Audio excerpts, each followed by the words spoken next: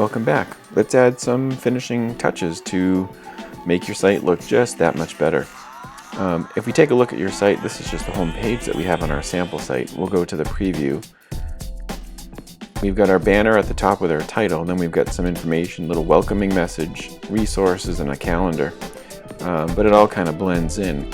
We can, if we'd like, add some dividers to that. So I'm just going to click on this text box, and then over here where it says divider, just click, and it puts in this little line that's over here. And it's kind of subtle, but what it does is it just kind of breaks up the page a little bit. We'll go back to our preview, and there it is. See that nice little line? And so you can do that and put in different dividers if you wanted to break up and make some different sections in your page. Another thing that you can do, and by the way, if you don't like it, you just delete and then it's gone. Another thing you can do to sort of break up the page if it looks like it's too monotonous is this little palette over here. You can change the background. So it's on regular right now. If you go to emphasis, a little bit darker, emphasis 2, a little darker. And you can add in your own image as well, just like you've done for the part up here. Right? So it's on emphasis 2 right now. It stays with the color scheme of the theme over here that you've picked. And if we take a look at this, there you go. And so you can have different layers, different sections by different colors. If we check on a mobile device, that's kind of what it looks like.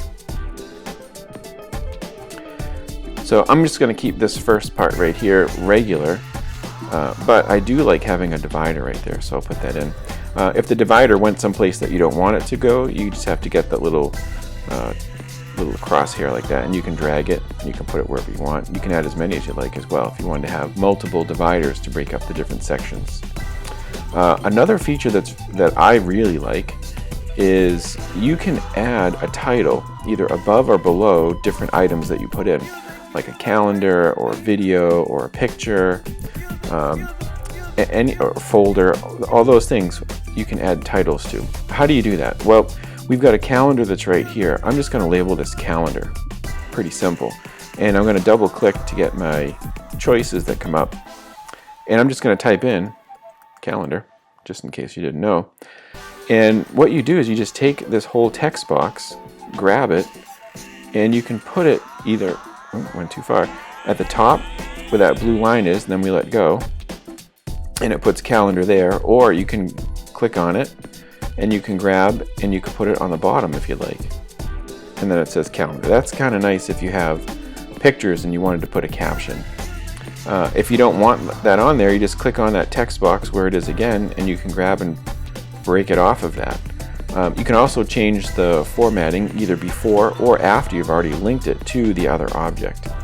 So if you wanted to, like, you can center it, and I'm going to make it as a subheading so it's a little bit bigger, and then I'll just take this and I'll just snap it so then it's right on there.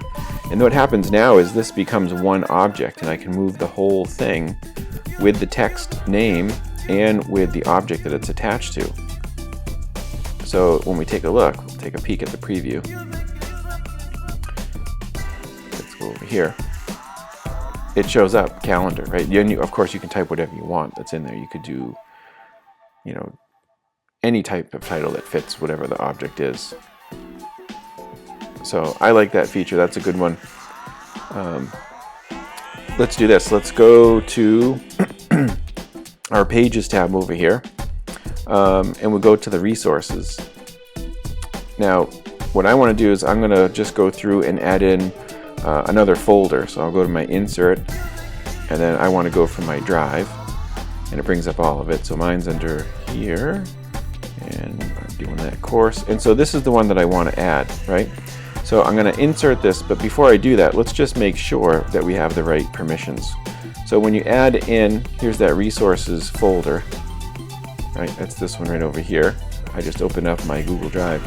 But you want to make sure that you have the right permissions so that when you do put it to your site, that people that you want to see it can actually get it.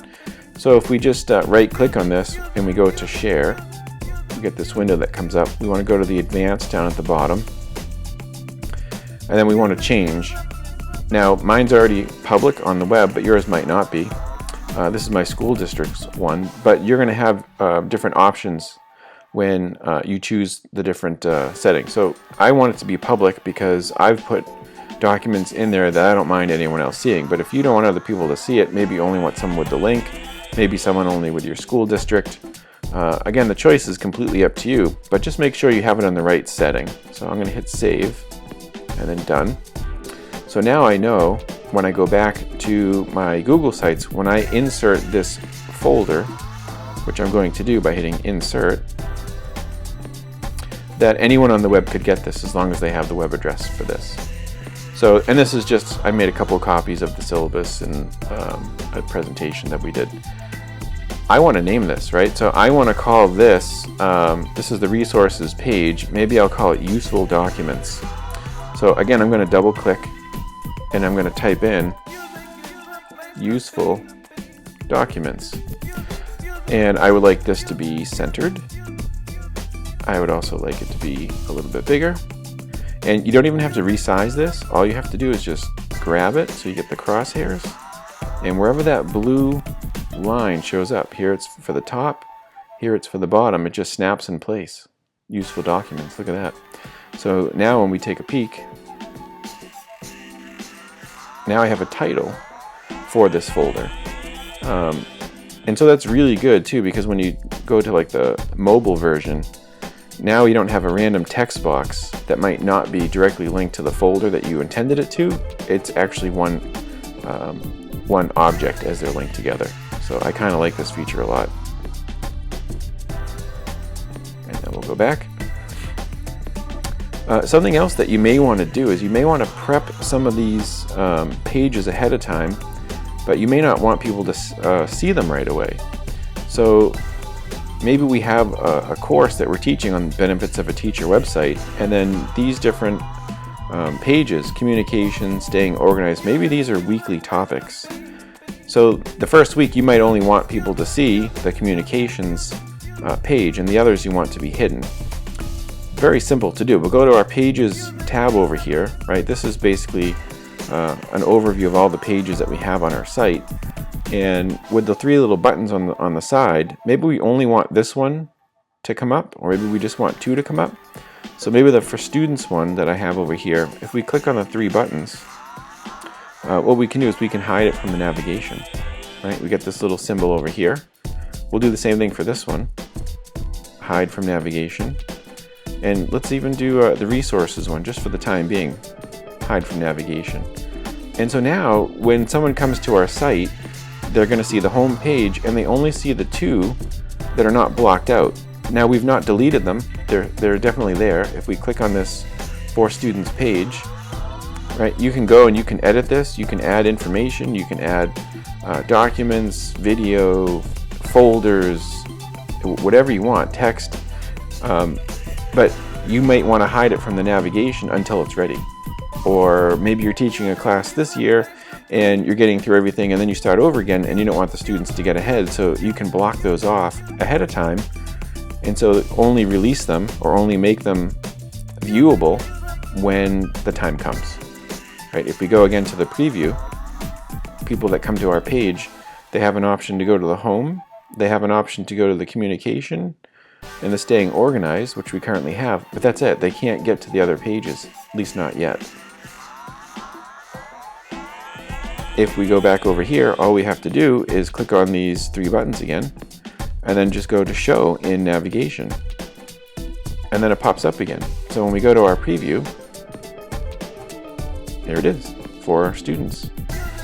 So that's a nice feature where you can build things ahead of time, hide it from the navigation, and then only have it available when you want it to be available.